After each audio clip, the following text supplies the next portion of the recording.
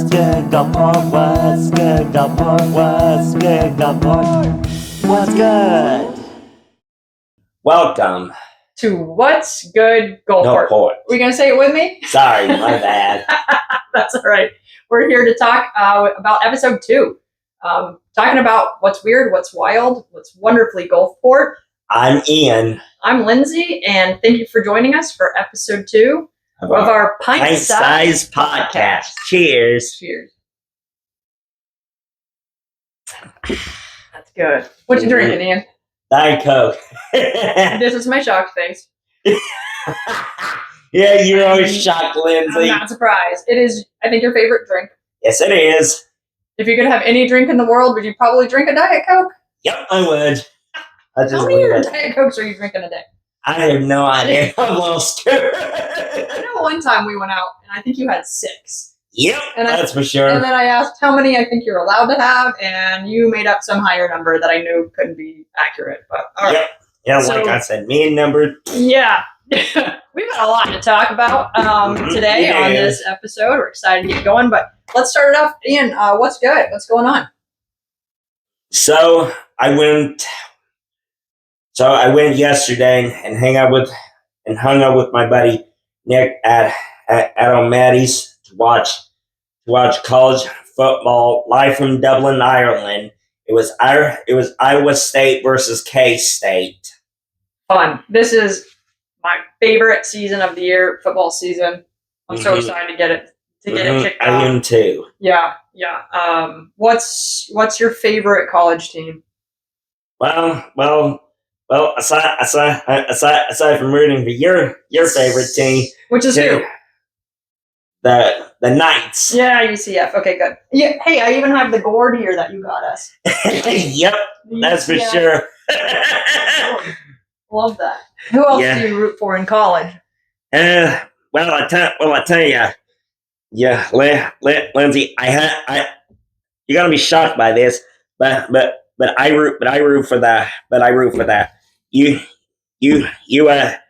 have Florida Gators. Go figure. No, you don't. You have a Florida Gator shirt? Yep, I do. I think you root for more teams than anybody in the world. Because I'm actually gonna do my online schooling there. Gotcha. Okay. All right. I mean, you like your teams. I know that. I'll let you take a sip of your Diet Coke. Who is your favorite college team? We said college. Who's your favorite professional team? So my favorite professional football team has to be the Tampa Bay Buccaneers. All right. Yeah. High five on that. Go Bucks. But I see you wearing a lot of other professional football shirts, and I don't see you wear Bucks very often. I wear Detroit Lions because my buddy Nick, he's from Detroit And you got Tampa Bay. Mm-hmm. What other team? I know you've got Miami Dolphins, of course, which I tell you they need. I'm hoping they do better this year. Yeah. Otherwise, their coach is like, bye. They're gonna kick him out, huh? Yeah, they're gonna fire him because the organization, so they've had some struggles for sure. Yeah, that's for sure. Well, you mentioned you've been hanging out with your buddy. Mm-hmm. I recently went to a rain barrel class. Cool. That Coke is just being sucked right down as usual. Sorry, Lindsay. So that's all right. So the mayor actually helped organize a rain barrel class, which was a lot of fun, and we had the University of Florida IFAS join and explain a little bit more about how to collect rainwater, how to save your water when you're gardening. I do some gardening, and I'm looking out at my garden now, realizing there's no plants in it. But I do grow some tomatoes and a couple of other things, and so that was a really cool class that we got to go. And what you doing? Sorry. And I'm fixing my shirt. Making sure you look good. You're just making sure you look good. You're always looking sharp, Ian. I know. Well, let's get to this week's or episode 2's this highlight this time. So we interviewed Suzie Suzie with Sick Productions, and she actually helps organize Geckofest, which of course is coming up on August 30th. So we're going to move to that interview here. There was a little audio issue in the beginning, so bear with us. Yes, but we'll jump right into Ian's first question that he had. So we'll jump right into that, and then more to come after that interview because we were able to even get more information after that. So let's hop over to her interview. Suzie from Sick Promotions, she runs Geckofest. And so we are going to talk to Suzie a little bit. We've got some questions for you, and we're just really excited for Geckofest coming up on August 30th. So Ian, do you want to kick us off with a question for Suzie? Sure. How did the gecko become the mascot of the festival, Suzie? Well, that was before my time. Technically, it is the unofficial mascot. And I usually direct that question to Elizabeth Neily, the official gecko goddess, who could potentially be the first gecko queen, and Marlene Shaw. So they were instrumental in starting this event up before my time. All right. Sounds good. Do you want to ask your next one, Ian? Sure. How long have you worked with this event? I'm going to say probably 20 or 21 years. I first started as a volunteer. Mary O'Malley called me and asked me to come down and dress up like a pirate. And I'm like, yeah, I can do that. That sounds pretty accurate. How long has the event been going on if you've been doing it for over 20 years? This is the 25th year. It was much smaller in the early days. And so now it's big, and it's big, and it's fun, and it's weird. Actually, that leads me to the next question. What's the most weird, wild, or wonderfully Gulfport part of Geckofest? I'm going to say it's the street theater. I mean, these guys are funny, talented. They do all kinds of fancy tricks. I mean, not everybody can put their body through a tennis racket. Their whole body. It's insane. Yeah. It's really cool. I can do that. It's really something to see. It's amazing. Yeah, I would have to agree. I think the street theater part is a great part of it. You're walking along, you're going to vendors, and then all of a sudden there's somebody putting a sword down their throat or something, right? right. Or juggling on a unicycle. Or it's fun stuff. Yeah, very good. How far out do you start planning for an event like this? I like to start a whole year out, because you got to get it on the calendars, and you've got to, start recruiting vendors and sponsors and things like that. So technically a year out. Sometimes it's a little less. My calendar updates quarterly, so a minimum of 9 months. Gotcha. Yep. Okay. Yep. I can relate. I've done a number of fundraising events, not quite this large, but man, devil is in the details. Just overnight tonight, or last night, she had 60 emails, so we're super grateful that you're able to spend some time with us. She's actively working on her computer, as you can see. Her, we came to her for this. We're on her back porch. Obviously, quite a lot going on. To close us out, what is one of your favorite moments? You can always pretty much expect some rain during Geckofest. One of my early years, we had a band playing on the stage, and it started raining, and it was coming down. And those people were out there with their umbrellas, dancing in the rain, listening to the music. It didn't bother anybody. It actually cooled it off a little bit. Love it. Umbrellas, great idea. Ian, are you going to be there for Geckofest? Yes, I am. I love it. I'm going to be there too. We hope you all will be there. August 30th, what are the times, Suzie? 10 a.m. to 8 p.m. 10 a.m. to 8 p.m. We're going to be there. Ian's putting on his hat. He's ready to go. So we'll see you all at Geckofest. We'll see you all at Gecko. Peace. Get weird. And we're back. That's right. So great interview there with Suzie. Thank you so much for taking the time with us. And she didn't have all of the information for us about kind of how the event started, and really wanted to allow some of the OGs or the originals, Marlene and Elizabeth, to share that information. And I actually went last night to Gecko Ball, another great event, and ran into who else but Marlene and Elizabeth, who were actually willing to sit down with me and chat a little bit more about the beginnings of Geckofest. So let's hop to that video now.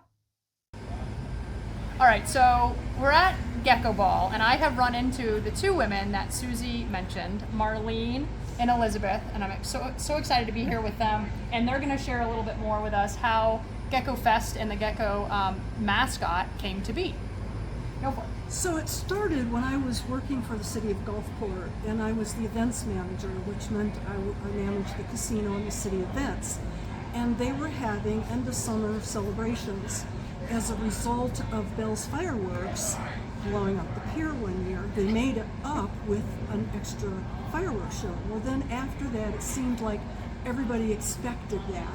But then when I was working for the city, they said, okay, that's now your job. And I went, well, what is the end of summer celebration? They said, well, there's fireworks and a band, but we're not doing fireworks anymore. So, of course, my mind started swirling. And I was inspired, which is really humorous, I was inspired with the concept from Great Britain, because I had been there during a conference for the official Monster Raving Loony Parties conference, which is, it was technically a political party there, because it works differently there. For 500 pounds you can run for prime minister. So that's a whole nother story for you another time. But they had like a 3-day conference, all kinds of musicians. They had a pub crawl. They wore rock and roll regalia. It was just really extraordinary. So the top hats and a lot of the colorful things came from that inspiration. And so that was kind of the concept for it, to be whimsical, fun, family friendly, free, environmental, green, those types of things. And so then I was talking to Frank Hybrandt. He's no longer with us, but a remarkable man, so creative, very avant-garde. And so he and I were brainstorming about, well, what could we call this? And so we're tossing things back and forth, and he said Geckofest. And I went, oh, that's it! And Just so, like that. So then I thought, well, let me talk to Elizabeth and see what she's thinking. I love that. Again, she's one of our local artists and a very creative person, storyteller, historian, the whole thing. And she can tell you more about herself. And so you're the Gulfport, you're the Geckofest governor, or the Gecko governor. Yeah, well, Gecko governor. Gecko governor, and Elizabeth, you're the official Gecko goddess. Gecko goddess. Okay, now your part. It says right. We got it right here. So now your part of the story, the next part. Yeah, well, Marlene got hold of me, and when she told me Gecko, I'm an environmentalist, Florida environmentalist, and I said, geckos are not indigenous to Florida. Very true. So I came up with the idea of calling it the Magnolia and Mullet Mutiny. Actually, it was Mullets and Magnolias. Was it? Mullets. I'm sorry. And so then I went to the Merchants Chamber at that point, and I said, okay, here's some names. And of course, they all love Geckofest. Yeah. So then when I told Elizabeth that, she said, well, then it's going to be the Geckofest and Mullet Mutiny. Well, that wasn't technically it, but that's our little fun game between Love us. it. Yeah, I love that. I told them that the mullet were out there in the bay jumping up and down in protest. Oh my gosh, I love it so we much. had fun with that, even though it was technically officially Geckofest. Gotcha. Well, And that's a then great story. We started, actually we put out tables down on Beach Boulevard. Was that the first year? Yes. And we got mullet. True. Real mullet. And we had paper, and we had the kids paint the mullet and make prints off the... Cute. I feel like there needs to be a year where we all cut our hair into a mullet. We need to bring this mullet back. Yeah, we should. So Shore and Beach and Veterans Park was all a part of it. There Right. were street performers, musicians, storytelling, a Sharks Run in Veterans Park. Which Yeah, we had the kids had such a good time. Yeah, well, actually, it was a giant mullet.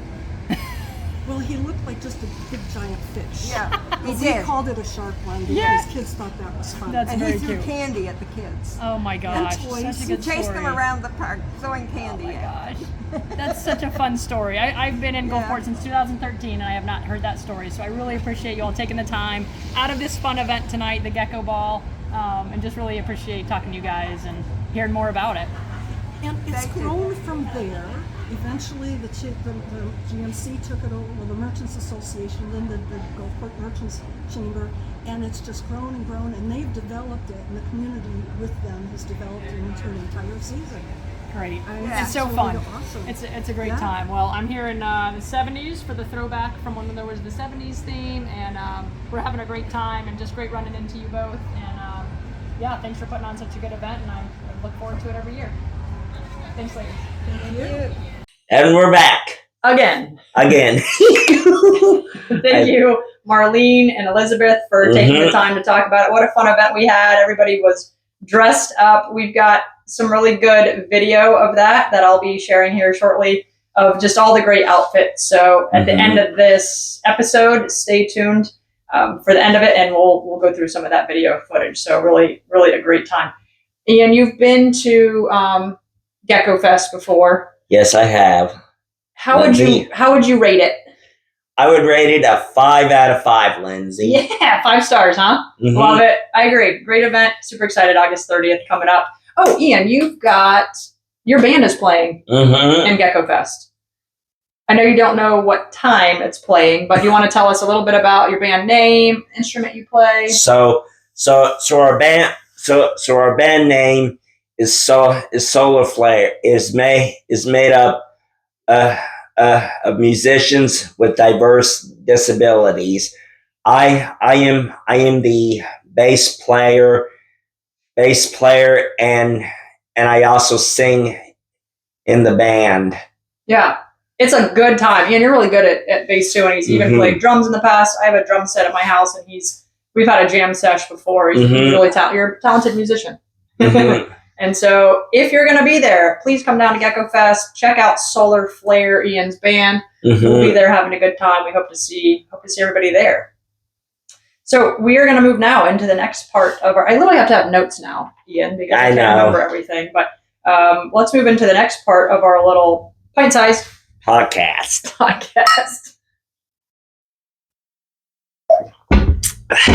You know, I'm having non-alcoholic beer. It's pretty good. Yeah. A little IPA, non-alcoholic beer. Yeah, I tell Trying to be you. healthier. It's Sunday. Not partying today. Oh, that's good, Lindsay, because I think that's a healthy, responsible decision. and you're very, very smart, because I appreciate it. because you don't want to overserve yourself. Because let me tell you, yeah. You've been overserved before? I know, I've seen, no. You have. You've been overserved Diet Coke many, many times. Oh, thank you, Lindsay, for bringing that out. I have been there to witness it. Yep. So we'll move now to our next part, which is you're almost out of Coke. It's okay, Lindsay. I got another one. Of course you do. I should have known. Comes with 2 sodas. Yeah, Lindsay, what am I going to do with you? I know. My goodness. You go ahead and pour that. And I'm going to ask you the Ask Ian question, okay? So Sure. this, at episode 2's Ask Ian question comes from Johnny in Gulfport. Thank you, Johnny, for sending in your question. All right, Ian, here's how it's going to go. Yep. If you were to travel back in time for a week, which era, like which time frame would you go back to? But you can't go back and like make a major change, like you can't go back and kill Hitler or something, right? You just kind of an era to go back and visit, I guess. Which one do you think you'd go back to? I would go back to to the Middle Ages, just like when King Arthur ruled and stuff like that. And what would you do? Just kind of hang out? Yeah. Like go try to talk to the king? Like what would you just kind of watch, observe? Yeah. All right. Yeah. Okay. I think that's a good one. I definitely wouldn't have come up with that one myself. Mine would be probably like the 70s, just to enjoy the music and the style of clothing. That would be a probably more boring answer, but they didn't ask me; they asked Ian. So I like that. I think that was a good answer. Yep. Thank you, Johnny, for sending in that question. Yep, exactly. And for anybody else wanting to write in, we'd love to get your questions or any stories that are coming up. Our email address is whatsgoodgulfport@gmail.com. And I'm Ian. I'm Lindsay. Until next time, keep it kind.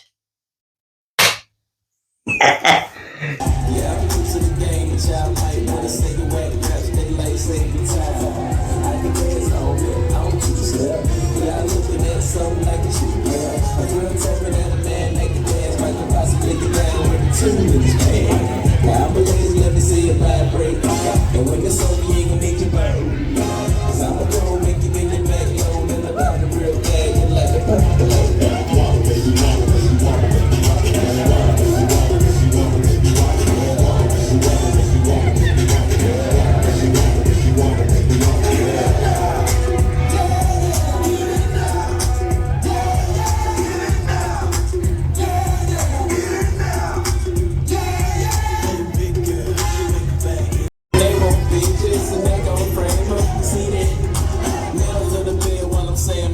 Cause I be hungry like a prayer in the temple. One week, I move with the letter of a pencil. And my girl miss you, good like kiss you. I take it down back, cause she got pistol. And all day, and I can make her run these issues.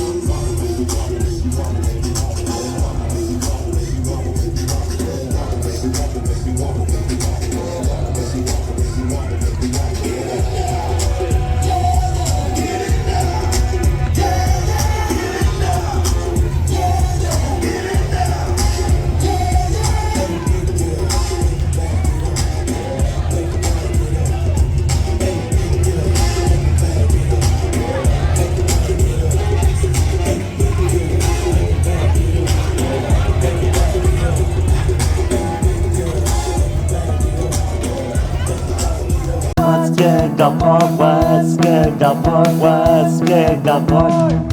What's good?